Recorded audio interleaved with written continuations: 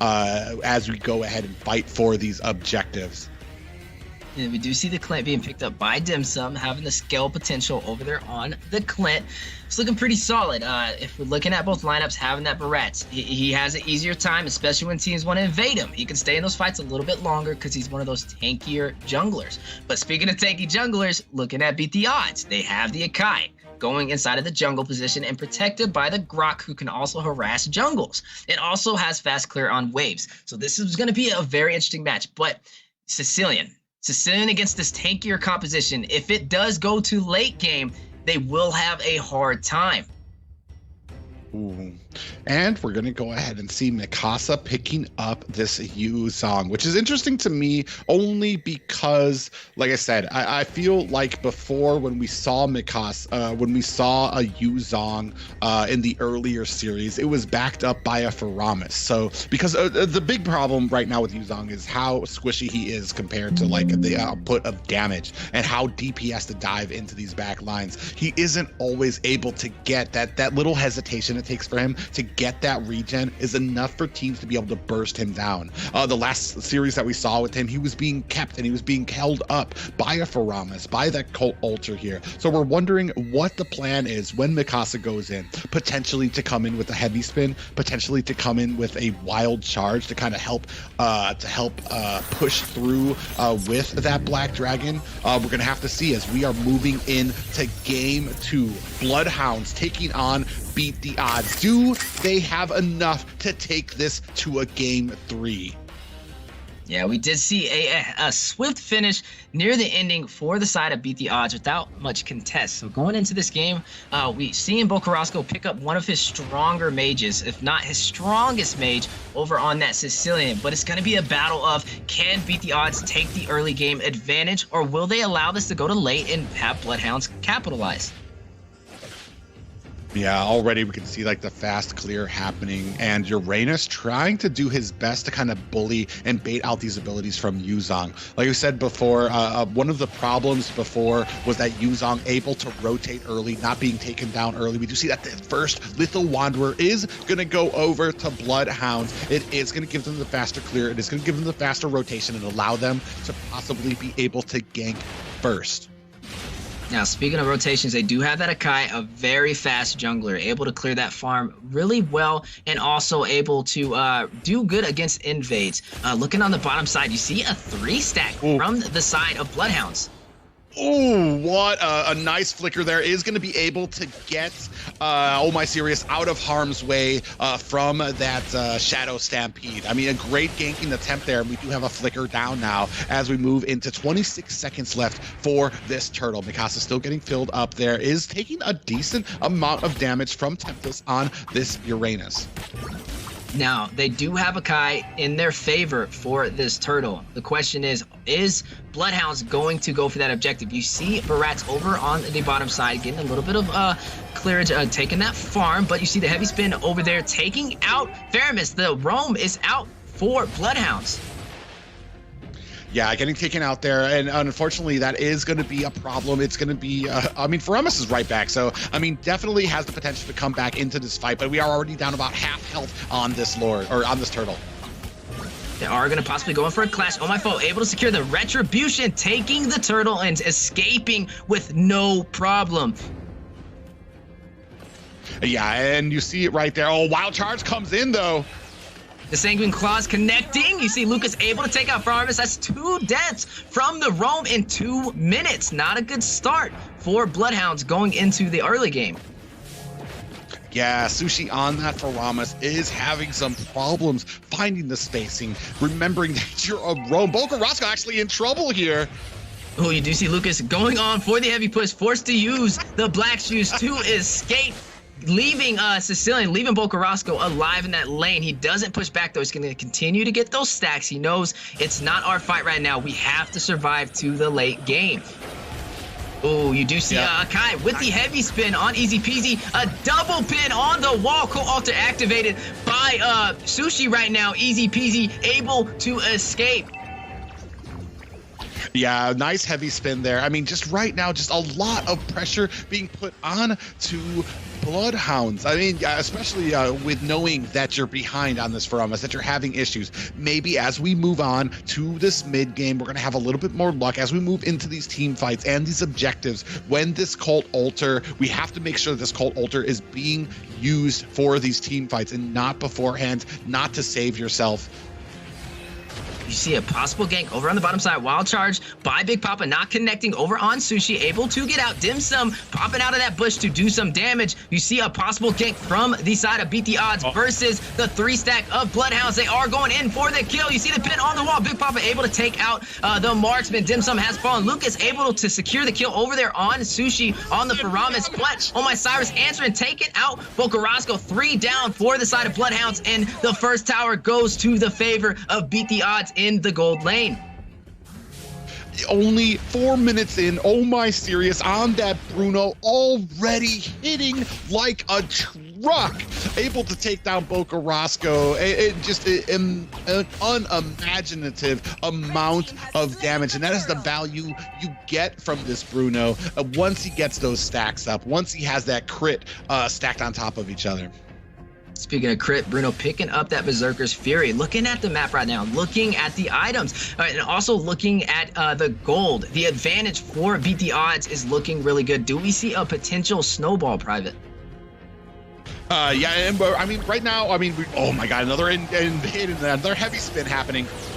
On the wall, they are going to try and go for the clash. The full team is down, fighting on the top side. Lucas able to take out easy peasy. The Shaw Essence over there on Faramis. Sushi forced on the retreat, able to escape just in time. Bocarasco clearing that mid lane, continuing to get his stack, hitting 3 of the members of Beat the Odds to increase his stacks, trying to go for that late game. But over on the top side, you see Oh My Cyrus going against Templars, rushing in with the dash on Uranus, going to go for that kill, able to secure it and escape with barely any HP. What a dive from Templars over on the top lane.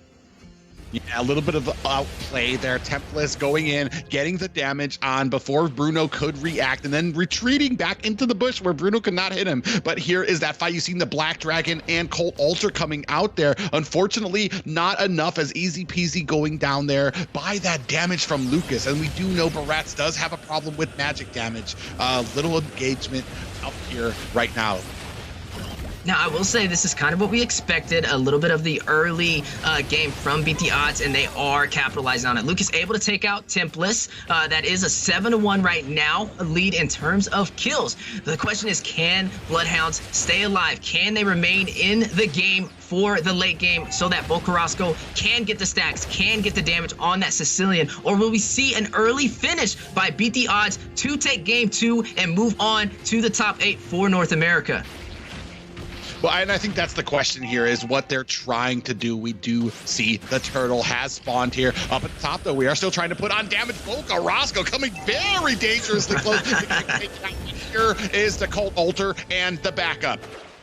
Forcing them on the retreat. Big Papa and Oh My Serious sitting inside of that tower. A little bit of a recall, but looking over there on the bottom side. Oh My Foe securing that turtle, forcing easy peasy and Dim Sum on the retreat. The Black Dragon has been activated by Mikasa. He is going in for the kill. We see the flicker procced by the Clint to go back to the tower and get away from Mikasa on that Black Dragon form. What a play. But right now, it's just looking really good for Beat the Odds. They are putting pressure on the Bloodhounds without really much contest. But speaking of contest, we do see a clash. We see heavy spin by Akai in the mid lane, easy peasy, going in with the Barats, with the tankiness and the front line to keep them from taking that tower. Lucas with the black shoes to stay alive and still goes in, has all cooldown of his skills. Mikasa able to secure the kill on Bocarasco, and Dim Sum rushing in. Lucas able to take out easy peasy. Oh My Foe trying to chase down Dim Sum. Look at Mikasa. They have a 2v1 situation on Dim Sum. Can he get out alive? Faramis trying to go in, unable to get there in time, and he does fall on the top side. Oh My Serious taking out Templars and Big Papa, and him able to secure that top tower. Speaking of towers, the mid lane being pushed in by Mikasa and Oh My Foe with only Sushi to defend. What a push there.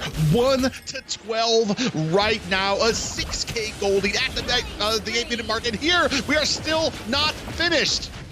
Oh, you do see the Bass Feast from Bocarasco getting a little bit of a retreat, escaping, but alive. You do see Beat the Odds going for the inner turret on the mid lane. Will they be able to secure it? Sanking Wing Claws able to secure the minions to keep that tower alive, but the pressure of Beat the Odds, they really want to take this mid tower. Look at them right now. A 4-stack over near the bottom side. You do see Grok pushing off a little bit, but Lucas not afraid to go in with the aggression, knowing he has those black shoes and activating it right in time before he gets taken out by Faramis, by Sushi and Bokarosco on the Sicilian.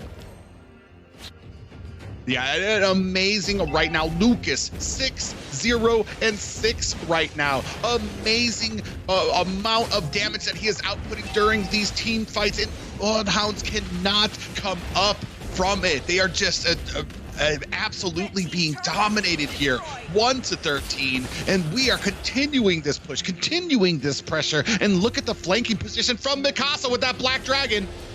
Oh my goodness, what a play, but towers are falling of Bloodhounds. You do see a kill over there by Mikasa, but does fall as well. Lucas getting the kill. You see Lucas taking out Bokarosco as well with the double kill, and Lord does go to Oh My Foe. But over on the top side, Templars trying to clear that lane against Oh My Serious, and Big Papa still going in a 2v1 situation. Did he overextend? He is able to possibly get out. Oh, maybe not. They are going for the chase. A tower does fall in the mid lane. Kai able to secure that, but over on the top side, Uranus just trying to continue the clear. Look at that, forcing them on the trace. Is still going back to clear that lane, but does get pinned on the wall by the heavy spin, and Big Papa able to secure that kill, and also able to secure the tower by Oh My Serious onto the top side, leaving only the inhibitor turrets for Bloodhounds.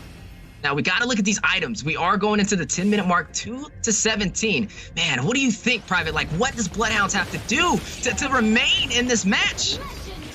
Well, I mean, right now it's all written up as they are still pushing the odds, kind of pressing on into it. It looks like things have slowed down, but we still have a Lord coming in. Oh, you do see Lord pushing on the bottom side. It's just the regular Lord. It's not enhanced. Just got to play safe for the side of Bloodhounds. Able to take it out with no problem. You do see the mid lane being pushed in. Black Dragon being activated by Mikasa. Going in for the zone is Cole Alter. Forced to be activated to keep the team alive. Dim Sum able to secure the kill on Mikasa. Oh My Serious taking the tower. But then you see heavy spin by Akai forcing to go on the retreat as Bloodhounds is in full defensive mode. A 1-for-1 trade. But at what cost? 2 towers, 2 inhibitor turrets have fallen for Bloodhound. Yeah, and it does look like they are forced to retreat now, resetting on that, giving Bloodhounds a little bit of a breather. Ladies and gentlemen, oh my goodness. As intense of a match as this is, we still do have a giveaway for you guys, just as intense as this match. Free Magic Dust and tickets. Use the code seen there, and there is a link in the description for all of you viewers here. At first, limited to the first 50 viewers here, so get that code quickly. Got to get that magic dust while it's available. There's no better price than free. But speaking about this game, you do see Templars on a 4 clash. They are going to be able to take him out. Lucas able to secure that kill. The Black Dragon activated by Mikasa, but not really able to drop in on anybody, but forcing that Cole Alter out of Sushi right now, leaving them with no protection. Will they go for a possible finish? You do see them pushing in the lane. Looks like they are going to try and go for that top tower. The 3-stack on defensive mode for Bloodhounds. Easy peasy also there as well. To remain on the defensive mode. Try and keep that pressure. Try and stay alive. 3-20 right now, though. A very hard place for Bloodhounds. If they get knocked out of this, they will fall and not make it to top 8. A lot is on the line for these teams. They have to play a little safer and let him get these stacks. Yeah, we talked about it during the draft, this front line, but I mean, we're talking about this front line and Oh My Serious on there, but look at the damage being done by Lucas. Another kill onto the roam. Oh, you do see the wild charge going down. You do see a kill. Lucas able to take out easy peasy Black Dragon from Mikasa, getting the Petrify on Dim Sum, and also able to get the knockup. You see the Call Alter activating, but not enough. Maniac, oh my goodness, ladies and gentlemen, we have a Maniac, and Beat the Odds is pushing into the tower with only Sushi to defend. Faramis trying to stay alive. They are going to try and defend, but they can't. The pressure is just too much for Bloodhounds to handle, and we do see a game winner. The best attitude, the sweep. Beat the Odds takes game 2 and moves on to top 8 for North America. Wow, what a game. Standing ovation for Lucas during that game on that. Yeah, an absolute menace, an absolute monster there. We talked about